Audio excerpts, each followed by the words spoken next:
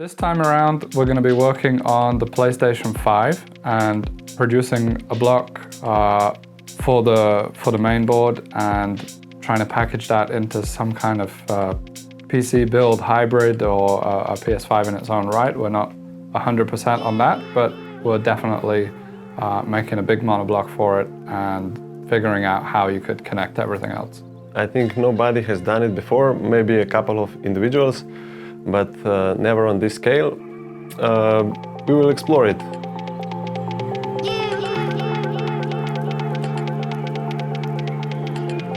So we wanted to take a look at the PS5 just as something new, as a little piece of, seeing what we can do with thermally challenging products outside of the PC space. So stuff that's not bound by ATX form factors. It was built, as a complete proprietary piece of engineering as a PlayStation.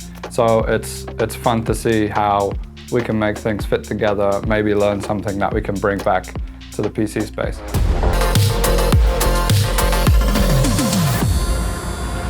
QuantumX.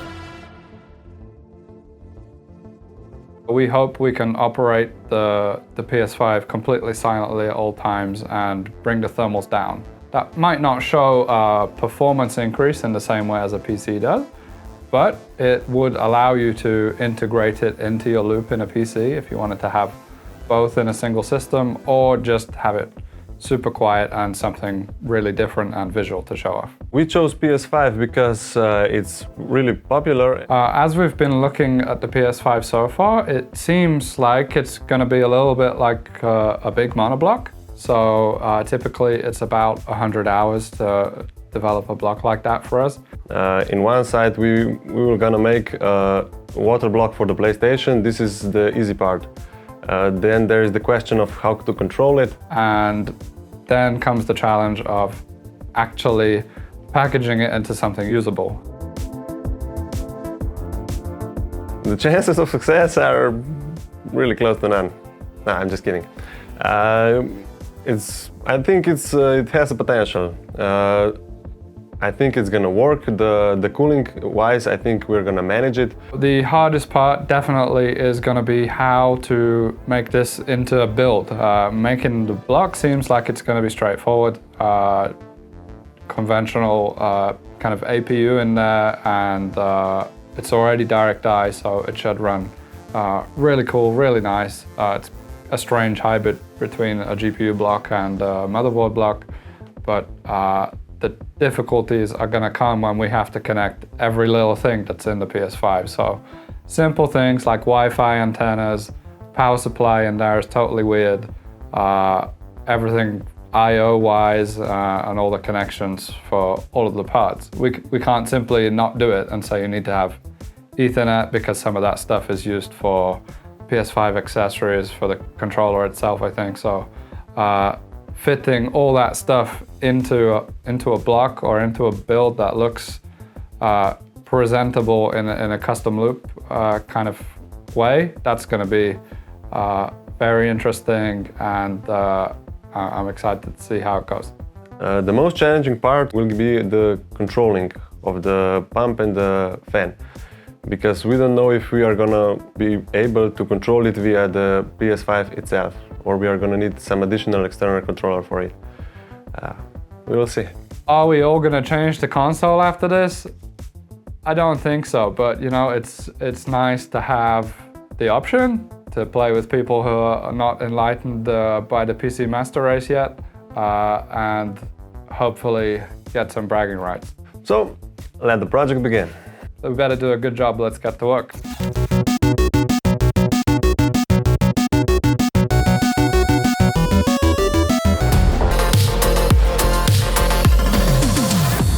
QuantumX.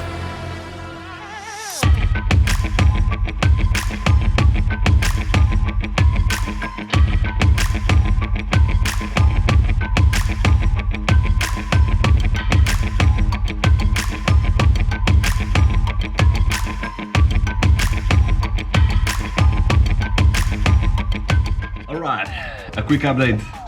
we just ordered the parts for the PlayStation block. And right now we're just gonna have to hope that we didn't miss anything and that everything is gonna assemble together nicely. So, fingers crossed. But while we're waiting on the components to be made, we are gonna have to find a suitable case for the PS5 build. We're also gonna have to find a few additional controllers, cables, power supply, and some other minor components that we need for the build. And we're also gonna have to gather all the components that we need for the water cooling loop. So, lots to do. Let's get back to work.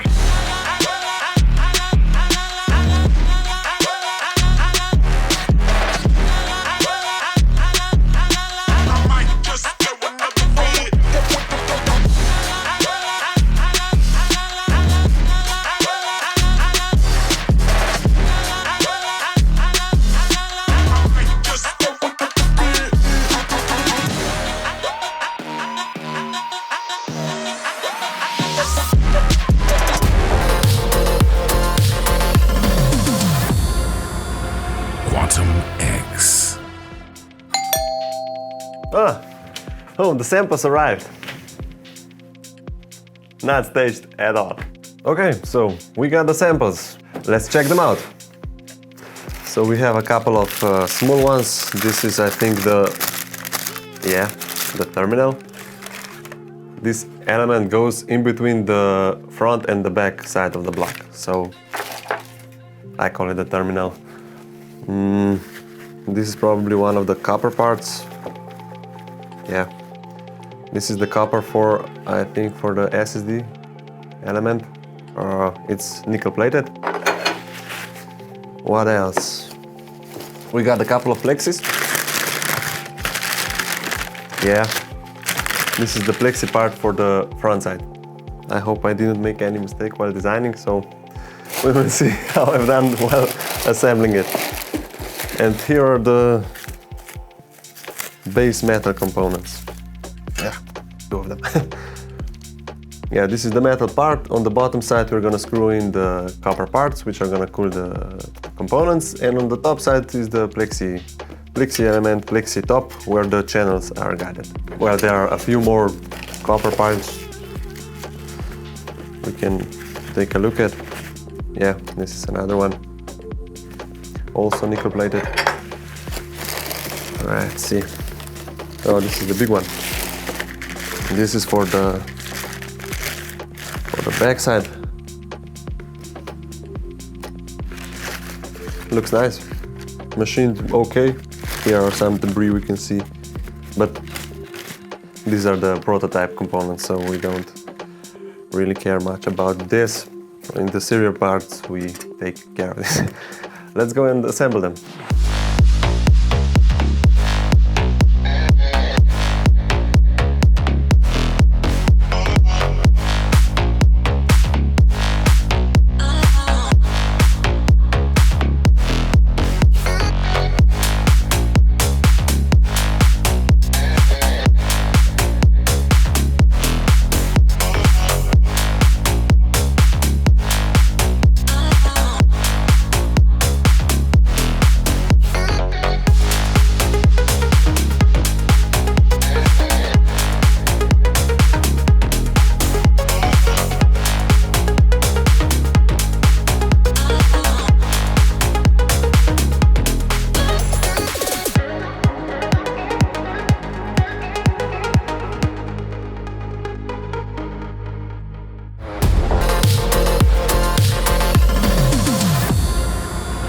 QuantumX. We managed to assemble the block. Well, the front and the back side. We had a couple of issues we can talk about. The first of all, we had trouble with the O-ring because the O-ring itself is quite long and we couldn't get any standard O-ring to use it, so we had to use the string O-ring. And when we glued it together, we didn't glue it properly and it leaked a couple of times, so we had to redo that multiple times, but we managed to solve this issue. And while we assembled and disassembled the block so many times, we also cracked some of the threads. You can see that here, here and here, because The one other stupid thing was that we made threads into the plexi. Well, it's not that stupid, but it's fairly small screw and small height, and so plexi cracked. Yeah, well, it's nice for the finished product that it's clean on the outside. There's no screw heads, so you know if you do spill coolant on the outside, at least when you install it, it's not gonna like rust the screw or go behind it and get inside. But okay, I hope you have another set to put together. These ones went through everything. I hope when we get to the final build, then looks a little bit cleaner than these samples, but they fit together. That's how it's. That's how it works. Good enough to try on the board now and see how it fits. I see they basically look like monoblocks. Yeah. Like two little monoblocks, and this terminal joins them up in the middle. Yeah. Exactly.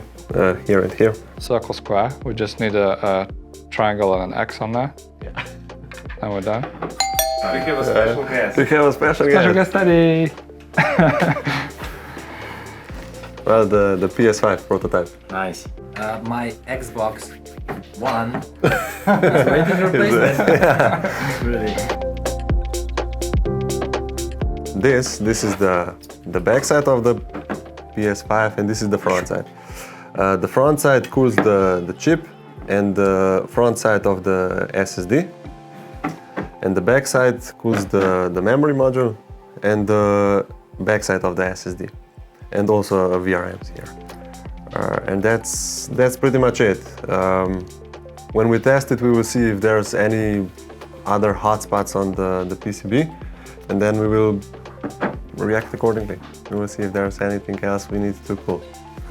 It's a funny thing seeing, half of the components scattered on opposite sides of the PCB. It's very different than something for a motherboard or something for a graphics card, because just little pieces spread out everywhere. Awesome. So these are the ports to connect it to a loop. Yeah. And the whole thing just acts like one block, just like an active backplate, Exactly. It goes together on the board, and then you have one big assembly. Exactly. That's the idea. QuantumX. Okay, so here we have the PCB from a PS5, and you can see already that it's kind of odd because some components are clearly soldered from the back and some are from the front. So we're treating this like it's the primary side of the board because it has the core itself, which is a naked core. It's like it's a delidded CPU on there or APU. So direct die core, and they actually have foam insulation to contain liquid metal? Liquid metal, it was originally was liquid metal. Yep. And then not a lot else. This down here is part of the onboard storage. Yeah. So this is some flash memory for the half of the SSD, and down here is the connection for the power supply. Yeah, big power supply connector. Yeah. Really stands out. Really chunky. I guess that is also one thing that makes this really different from a motherboard, is there are no connectors, no apparent like fan headers, power headers, SATA headers, like zero. So which block does this side relate to? This one. So if we look at it from the bottom, this section right here cools the chip itself, and this section is for the SSD. Okay. And that's basically it for the front side. So what kind of fin structure is on the chip? Is it like an existing block that we have, or is it? Yeah, it's a bit. It's adjusted a bit, so we could squeeze everything in there, because it's here you have a lot of size limitations, because we wanted to keep the power supply on, and when we keep the power supply on, there's very limited space here. So we had to adjust it a bit, but yeah, it's basically our standard field dimensions. Okay, so machine fins are now like machine fins, miniature velocity. Yeah, miniature velocity, yeah, cool. Exactly. Okay, let's have a look at the back, and we see everything else you'd expect on the front. The VRM, the power delivery stages, memory, and the another half of flash memory for Yeah. the SSD. Yeah, exactly. This is the backside of the block. And like Joe just told you, this is the part that cools VRMs. This section cools the memory, and this part is for the SSD, for the bottom side of the SSD. And this section also helps for the chip, helps cooling the chip. So maybe we can cool it better that way. Okay, and the little block then, that's going to be positioned somewhere in Yeah, somewhere in here. and the big cutout. Yeah. That's convenient. Yeah. We're going to try and treat this in the build as if it were a motherboard and put it Yeah. in a somewhat normal position in the case. Yeah, for the motherboard. Yeah. And we will see what comes out. Yeah. We will test it and we will see how which radiators do we need, how much flow there must be, how much heat does it came from it. So if the PSU is here on the front side, right? Yeah. Directly on here, then Yeah. it's pretty lucky the VRM is on the back. Yeah. Or it would yeah. be really hard to access. This was probably the original design was made according to that, because they had, like you just said, the power supply on the front, so they had to cool the VRM somehow. And originally it was cooled pretty, I think it was just a metal plate and some thermal pads, no? And that was basically it.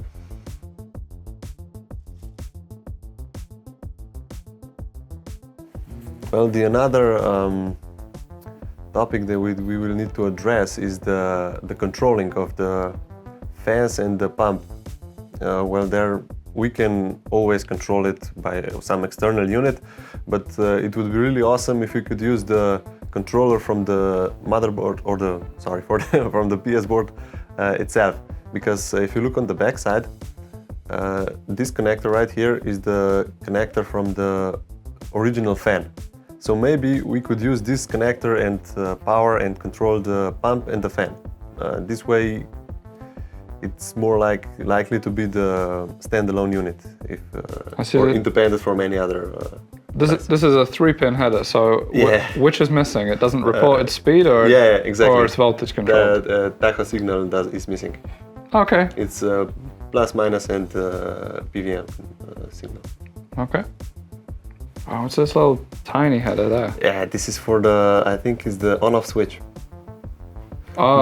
This is for the on-off switch, and this one here is for the front USB port, USB and Type-C port. And on the top right here is the connector for the LEDs, and there is you can plug the antennas in. Does it have RGB? We will see. I'm not sure. Maybe. No, I'm sure we can add it, and then it will instantly be much better than the PS5. Yeah. Okay, so now it's done. Now we have the block assembled. We're probably going to put another one together that looks a little bit better than this one. Yeah. But it's served its purpose fine, just to test that it fits. And now we're going to construct it into some kind of beautiful build that probably fits into a normal PC case, or lots of planning to go in the next episode. So see you guys soon, and we can't wait to put this together.